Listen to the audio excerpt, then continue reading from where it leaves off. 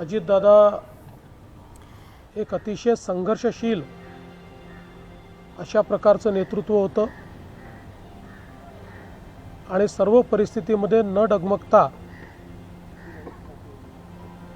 पुढे जाणारं अशा प्रकारचं व्यक्तिमत्व होतं। एकूणच देशातच या संपूर्ण प्रकरणामुळे हळहळ पसरलेली आहे।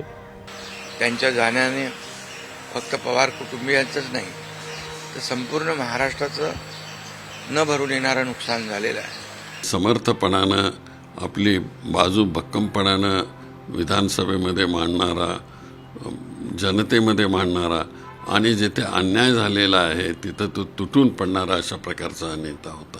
सुनील हृदयाचा माणूस, नेता आम्हा सर्वांच्या मनात आज नाही राहिला याचं दुःख प्रत्येक राजकीय पक्षाच्या कार्यकर्त्यांना आहे।